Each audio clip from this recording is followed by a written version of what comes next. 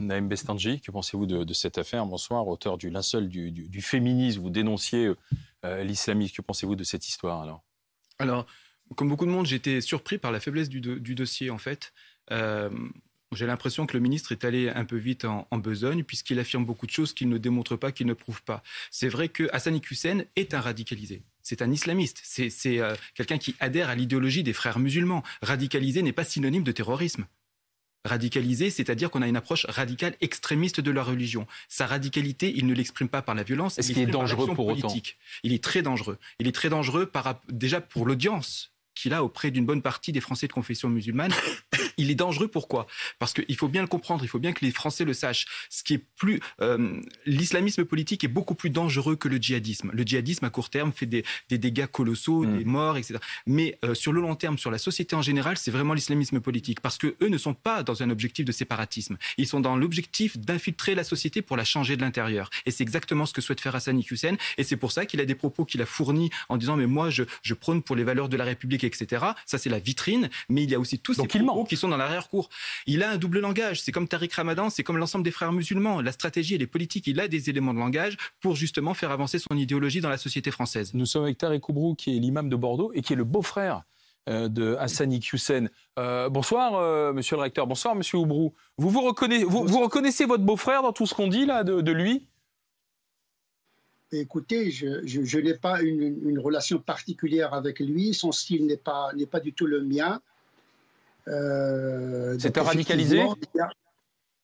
Vous savez, vous parlez tout à l'heure de l'islamisme. Je pense qu'il n'y a pas une grande différence entre l'islam médiéval recyclé aujourd'hui et l'islamisme. L'islamisme n'a rien inventé. C'est une reproduction d'une théologie politique médiévale et un droit canonique malikite, hanafite, etc., qui est mis en circulation dans un discours moderne. Au fond, c'est comme l'énergie, rien ne se perd, rien ne se... Et c'est ce qu'il fait, lui? Il recycle de vieilles idées qui aujourd'hui n'ont plus lieu d'être, monsieur Oubrou? Même les imams les plus classiques, les malikites, etc., il y a un discours qui n'est pas directement fanatique, mais qui inspire le séparatisme et le fanatisme. Et donc, à cet égard-là, il y a un certain discours qui produit du séparatisme, pas physique, mais mental, parce qu'il produit des pratiques religieuses qui créent la division entre le croyant et son environnement. Donc pour moi, le problème est plus fondamental. On veut combattre l'islamisme, mais faudrait-il définir l'islamisme. Moi, en tant que théologien, je ne fais pas de différence entre l'islamisme et l'islam. L'islamisme, c'est un islam classique mis en mouvement d'une certaine manière. Donc les islamistes n'ont rien inventé à cet égard-là. C'est le même islam qu'on enseigne à l'université d'Al-Azhar, en Arabie Saoudite et dans une université théologique. Alors attendez, Tariq Oubrou, attendez, parce que vos propos font réagir Amine Ablaï à ce que dit Tariq Oubrou, allez-y. Rapidement, bien évidemment, moi je distingue islam et islamisme.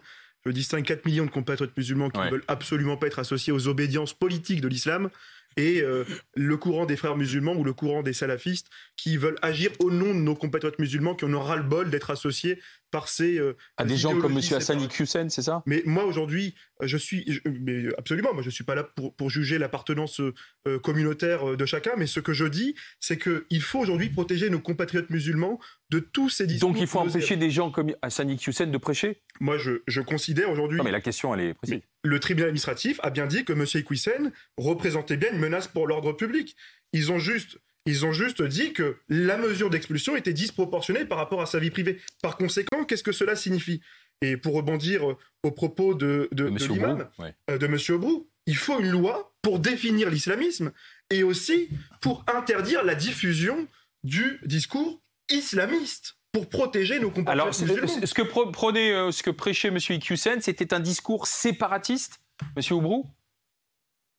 Je pense que le droit s'intéresse au comportement, pas aux idées. La République n'est pas une église inquisitrice qui cherche dans les consciences les plus profondes. Le droit, il est rationnel. Nous avons la légitimité républicaine qui tire sa légitimité de la rationalité, pas de la coutume, ni du charisme pour évoquer des catégories de Max Weber.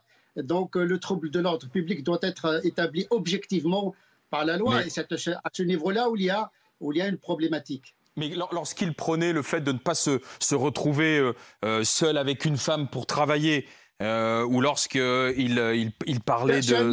C'est l'islam classique répandu dans les réseaux sociaux, dans le monde musulman. Mais vous, qu'est-ce que vous dites? Mais vous, qu'est-ce que vous dites, monsieur Oubrou? Moi, je pense que c'est un islam médiéval qui a été fait pour des sociétés patriarcales, tribales, qui ne fonctionnent pas pour nos sociétés occidentales. D'accord. Et vous avez des nouvelles de votre beau-frère, en fait, Hassani Hussein, puisque votre beau-frère, il est... Je n'ai pas eu de relation avec lui depuis 20 ans. Ah bon?